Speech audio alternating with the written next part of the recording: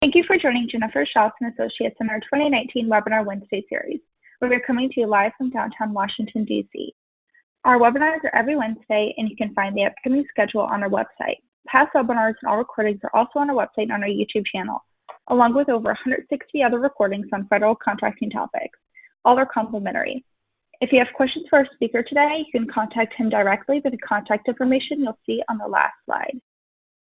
This is just a little bit about us. We are a Washington, D.C. based firm and provide services for federal contractors. This ranges from market analysis reports to proposal writing and also post-award compliance. More information is on our website, so please visit us there. These are a couple of upcoming events that you can find more information here, also on our website.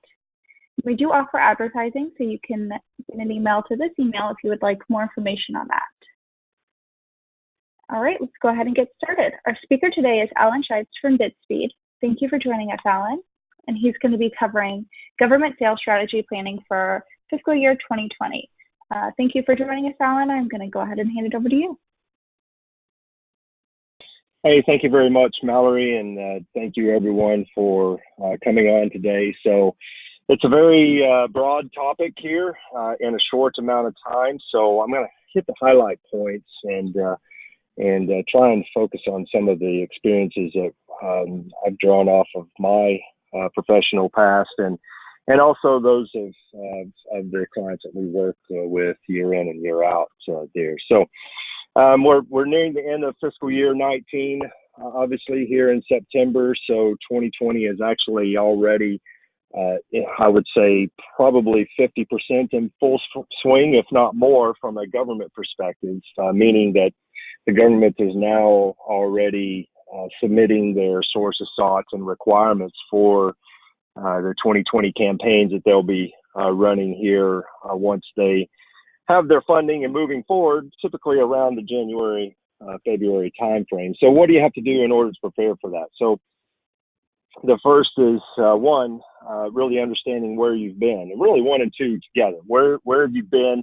And if you hold existing contracts, protecting that turf, right? So if you are one that is not in the government right now and moving into the space, it's really taking that commercial project or that commercial capability that you've been working and understanding, what are the strengths of that and how does it apply to potential government markets there. And that gets, I'll cover that here just in a few more bullets here, but understanding where you've been, obviously, whether it's State Department or Department of Homeland Security, understanding the not only that current agency's focus going into 2020, which it doesn't take a lot to Google down and find these agencies via Google. They're pretty straightforward on outlining what their missions are from year to year, what their acquisition strategies are from year to year. So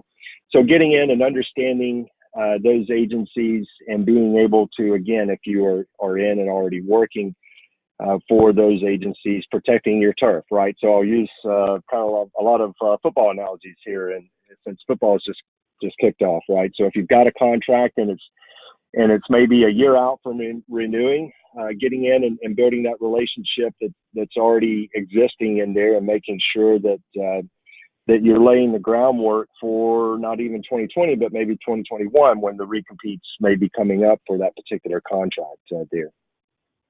Or also having side conversations that are well within your bounds after you've got those relationships developed in those agencies to try and understand where some of their other needs might be. As one mentor of mine a long time ago would say, what's eating your lunch every day? The government folks are out there trying to do a mission, and they've got things that are the hurdles that they're trying to jump as well. And you may have some solutions already at hand that may be able to expand off of your current statement of work, or maybe it rolls off into a new requirement itself.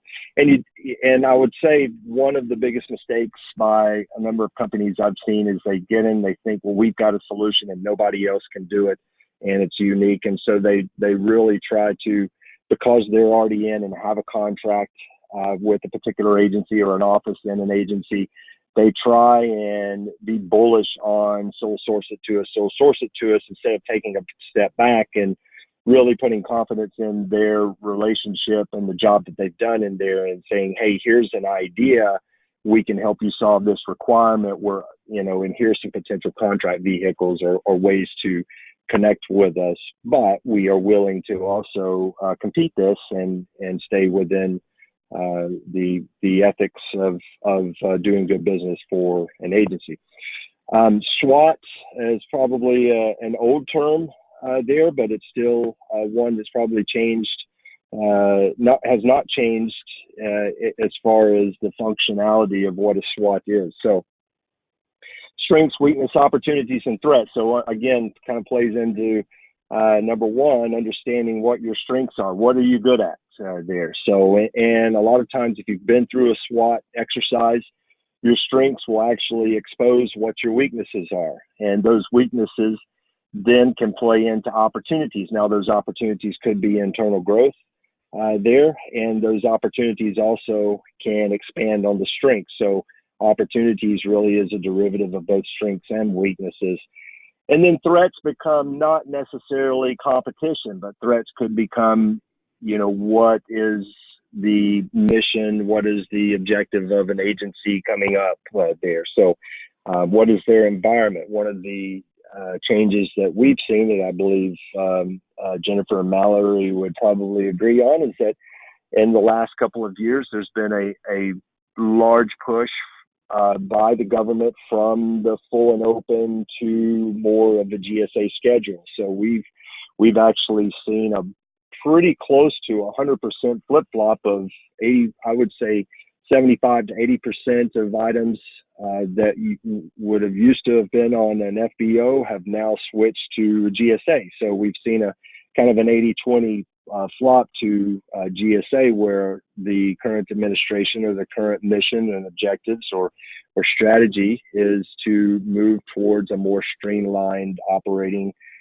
system, such as GSA schedules there. So moving forward in expanding in 2020 is understanding the league you want to play in, right? Is that the Department of State? Is it maybe it's geographical, right? Maybe you want to stay in a certain region, maybe, so you can define your league, if you will, in a number of different ways there. So if you just define it as federal government as a whole, you've got a big league to play in. So I would say, where do your capabilities take you in that league, and then maybe close in the boundaries on yourself a little bit. However, don't create a boundary so tall that you can't jump if an opportunity does exist out of your league, if you will, or in a different sector there.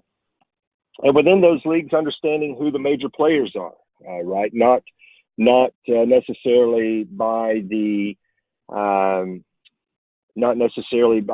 different agencies, but who are the companies that are in those agencies.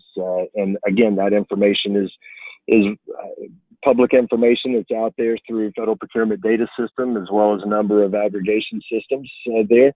And you can identify who are the major contractors in there, both large and small business. And then in a lot of cases, the competitors can turn into partners, right? So why would you spend your resources through business development resources to go after a contract that's renewing in 2 years, where you find that contractor has actually excellent ratings through CPARS or through your discussions with the agency themselves? So a lot of companies today are not performing this work organically, meaning in-house, right? They're taking and concentrating on the strengths of their capabilities, and they're bringing in partners that are experts in other areas of the requirements they're working there. So your competitors can be your partners in a lot of cases. So that creates more opportunities there, going back to the SWOT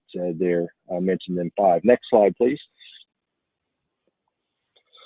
So after you have an understanding of the league or the agencies, if I could use those two synonymously, or the areas that you want to play, it's getting in and pulling the forecast and doing your homework on what are those upcoming requirements, what are those expiring requirements.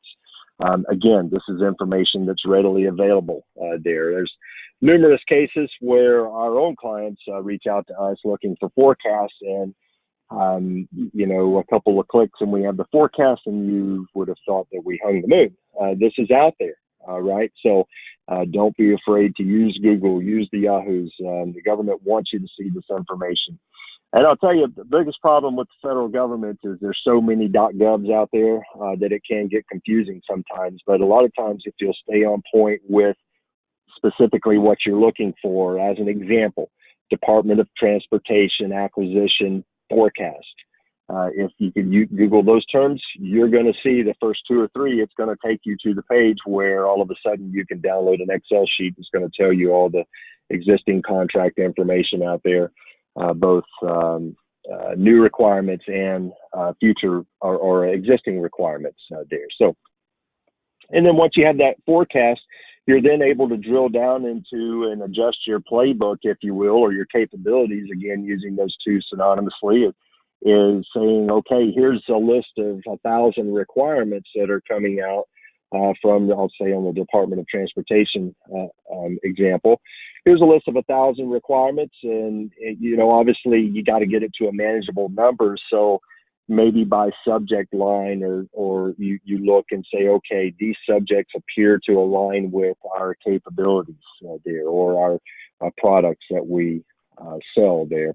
And you make those adjustments, and you drill that 1,000 opportunities down into maybe it's 100 there. I'd probably, at a forecasting level, just as a recommendation, I wouldn't try to take that down to 5, right? Because what you do not know is what's going to be funded out of those thousands. And the Department if every agency got funded for every requirement they had in their acquisition forecast there, we would be living in a very different looking society there. So the way those agencies work is they rank stack those requirements, and then they have cut lines, and that gets into another webinar that hopefully I'll be able to put on about how projects are actually funded and what color of money looks like there and how that works. But out of those 1,000, they may only get to 20% of those, or 10%, or some number there of those items. So you have to get in there, adjust your capabilities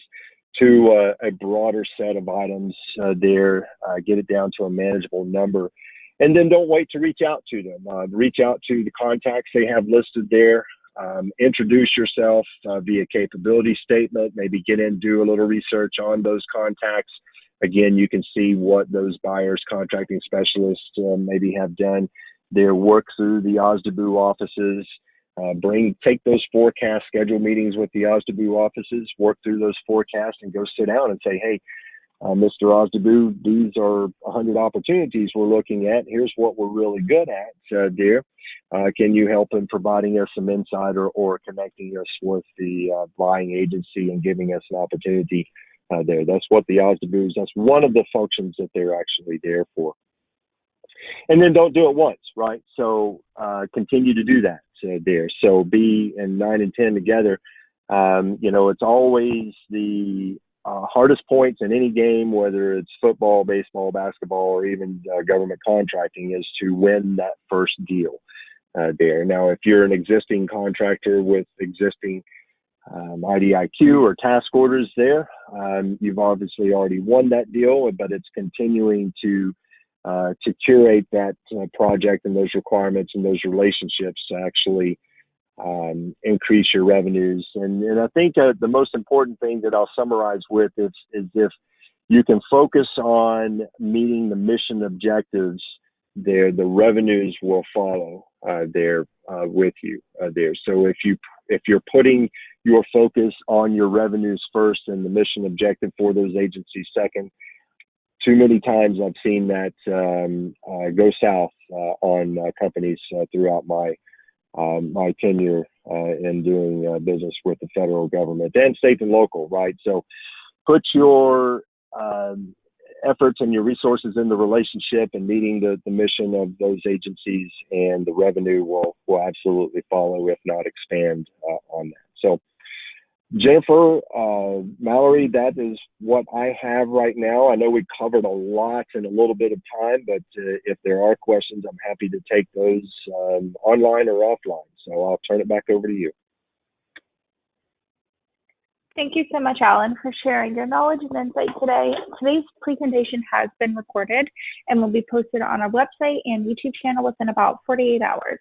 If you have any questions, please contact Alan directly with the phone number or email shown on your screen.